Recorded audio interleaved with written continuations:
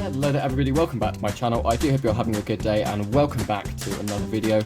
So today we are going to be covering a model that I'm really excited for. This is something that I picked up off the internet for quite a high price, to be honest, but I'm really excited to take a look. So it is a 747 and it is from a manufacturer that I haven't tried before, so let's get right on into it.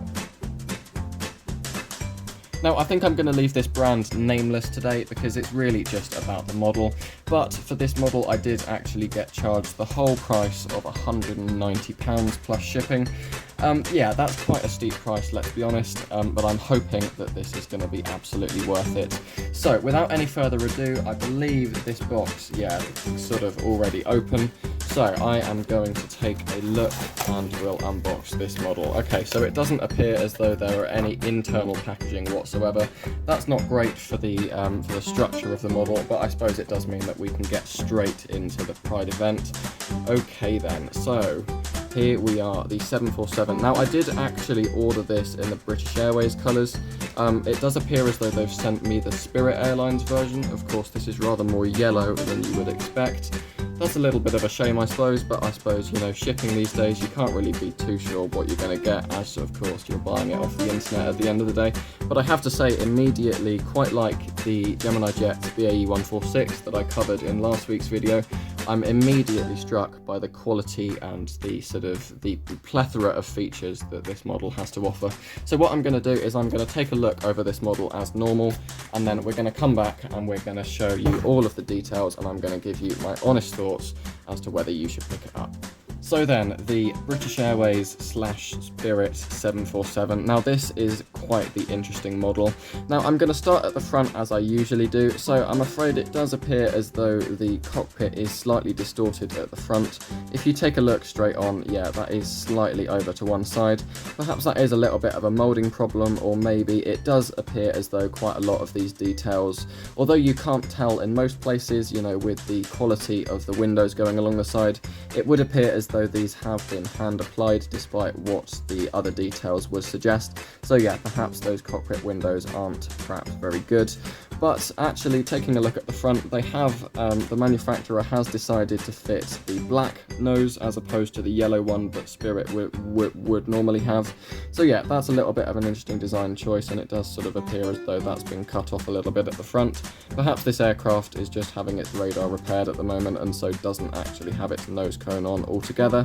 So let's take a little bit of a further look down the model. So we now, of course, get onto all of the windows.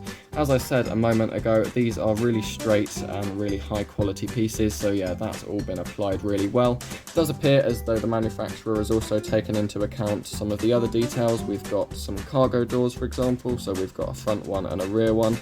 Yeah, those just scream of quality and good build. So yeah, that is really good.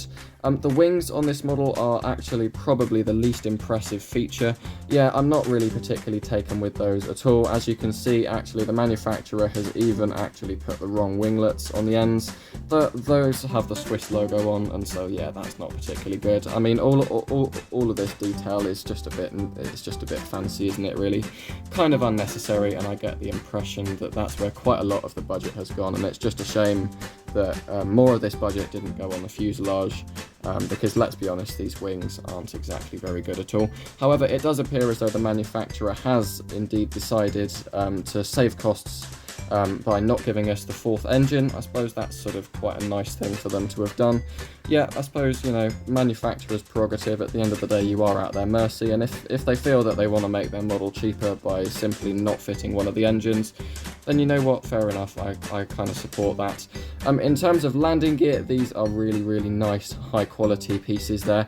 As you can see, I'm going to provide some close-ups on the screen as well. Yeah, those are really good pieces, absolutely no glaring design flaws there whatsoever. Moving on a little bit further back then, we also have the elevators. A little bit like the wings, I think these just aren't particularly very good pieces. They aren't really well designed. Yeah, there's absolutely no detail there whatsoever, no indentations or anything, so yeah, that's not really very good.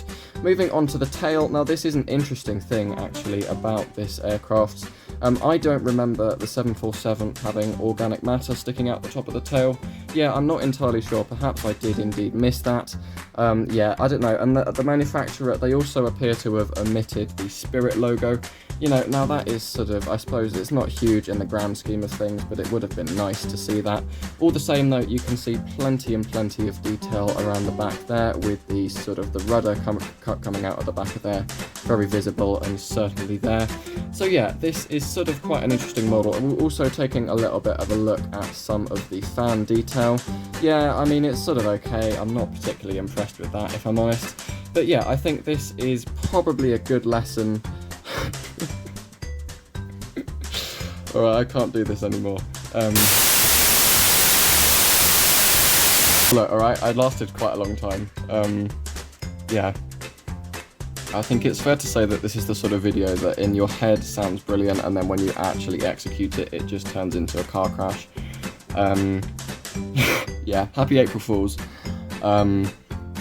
Sort of quite speechless now as to actually what I've created here, this complete monstrosity. Yeah, honestly, I thought I could do an entire video, but I can't keep up that pretense any longer. So yeah, that happened. This is going to be, this is the video this week, I suppose. Happy April Fool's Day. I hope it potentially fooled you for maybe 20 seconds or so at the beginning there. Yeah, obviously, in case this wasn't already clear, this isn't real. I didn't pay any money for this, and this was this was one of those sort of shower ideas that just turns out to be a complete train crash. So yeah, that's going to be it. I've got to say, I think actually in terms of the execution, I think I could have done worse with this. I actually feel like I kind of nailed the Airbus, the Airbus cockpit front up there. And yeah, this has been, you've got no idea how many takes this has taken to even get this far in the video. So I'm going to leave it there. I'm not going to try and act anymore. Yeah, happy April Fools. I hope it fooled you very, very briefly. This is something completely different that I haven't tried on the channel before. So if you never want me to do this again, then please do let me know. But it, you know, you don't know until you've tried it. So I hope that goes down well for you guys, and that you did enjoy it. And saw the comedy aspect here. But yeah, that is going to be it for now. Overall, I'd absolutely recommend this model. I mean, it's, yeah, just look at it. I mean, the amount of detail here is just brilliant. To be fair, I'd probably still fly it before I got on a 737 MAX. So yeah, that's got one thing going for it. But for now, that's all I'm going to say. Thank you very much for watching. If you did enjoy it, then please do let me know down in the comments.